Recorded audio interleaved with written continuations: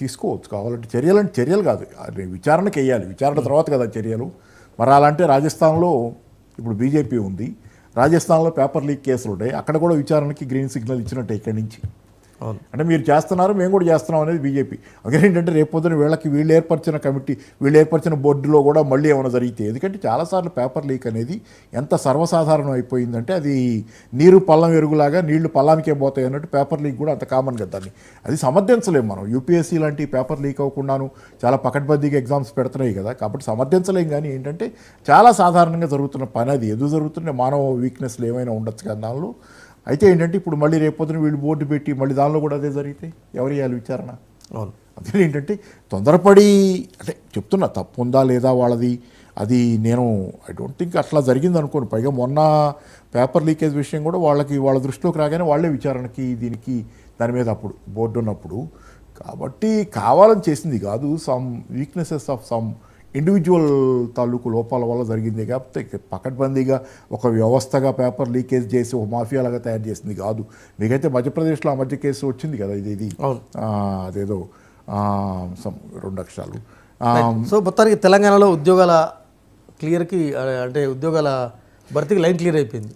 భర్తీకి line clear అయింది. ఇప్పుడు రేవంత్ రెడ్డి గారి చేతిలో భారం అంటే ఆయన ప్రూవ్ చేసుకోవాల్సిన అవసరం ఉంది. ఆయన జాబ్ క్యాలెండర్ ఆయన మీద ఇంకొక అదనపు అంటే ఇప్పుడు దాకా గవర్నర్ గారి దగ్గర ఉన్నప్పుడు ఆయనకి రీఫండ్ నేను అన్నగాని ఆయనకి కొంత కారణం ఉండేది, ఏమన్నా తేడా వస్తే కారణం ఉండేది. ఇప్పుడు తేడా రావడానికి ఇంకేం లేదు. కారణం ఆయన ఇంకే కారణం చెప్పినా ఏంటంటే ఆయన జాబ్ క్యాలెండర్ ఇచ్చారు కాబట్టి ఆయన మీద అదనంగా ఒత్తిడి. ఎందుకంటే రైతు బంధు డిసెంబర్ 9కి పడుద్ది, ఆసరా పడుద్ది, ఇట్లాంటివి అన్న తర్వాత అవన్నీ భారం అయినాయి కదా. ఇక డెడ్లైన్ల ప్రకారం జరగకపోతే దానికి అదనంగా ఇది కూడా ఒకటి ఇట్లాంటి ఉద్యోగాలు కూడా ఇస్తా అన్నారు. అది చిన్నది కాదు అది, ఎందుకంటే యూత్తో వ్యవహారం, ఈ యువజనులు చదువుకున్న పిల్లలు. చూద్దాం ఏం జరుగుతున్నది.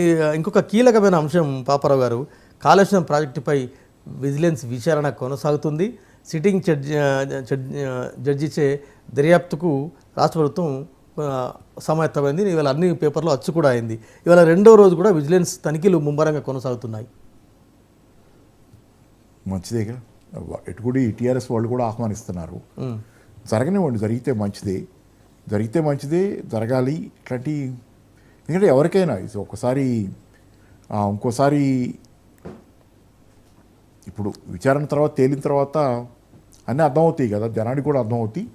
తర్వాత దాంతోపాటు మేడిగడ్డ పిల్లర్స్ ఎందుకు కుంగిని అనేది కూడా ఈ మధ్య టెక్నికల్గా దాన్ని చేస్తున్నారు కాబట్టి అవి కూడా తెలుస్తాయి. కాబట్టి ఓవరాల్గా ఓ పిక్చర్ అనేది జనానికి వస్తుంది, మంచిదే. అయితే ఏంటంటే దీనిలో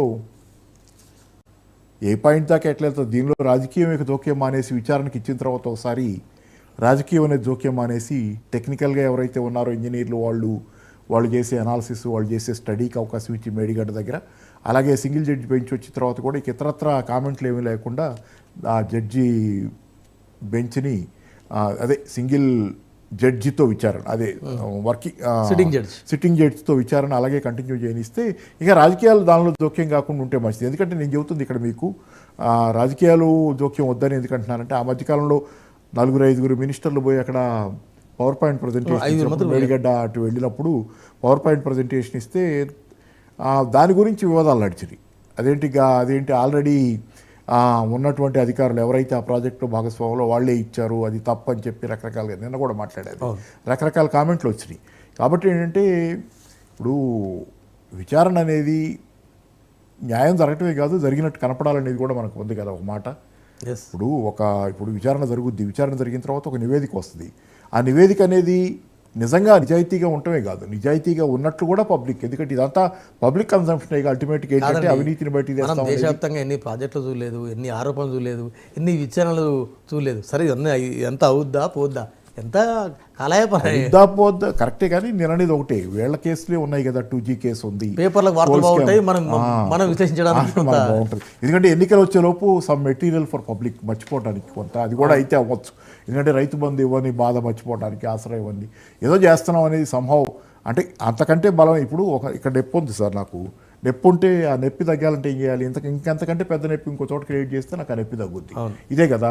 అట్లాంటప్పుడు ఏంటంటే రైతు బంధు బాధో ఆసరా బాధో మర్చిపోవడానికి దానికంటే పెద్ద లెవెల్లో ఇట్లాంటి అయితే ఇప్పుడు అది విచారణ వద్దంటల్లా, కానీ నేను అంటుంది ఏంటంటే మీరు చేయాల్సిన పనులు వదిలేసి ఎదుటి వాళ్ళు చేసిన తప్పులు లాగా ఎదుటి వాళ్ళు చేశారని చెప్పబడుతున్న తప్పుల మీద మీరు ఫోకస్ ఎక్కువ పెడుతున్నారు. ఇప్పుడు జరుగుతుంది ఏంటంటే ఎదుటి వాళ్ళు ఏదో నెల అవుతుంది వచ్చే అధికారంలోకి, సుమారుగా నెల అవుద్ది, ఇంకో కొద్ది రోజులు పోతే నెల అయిపోయింది. నెల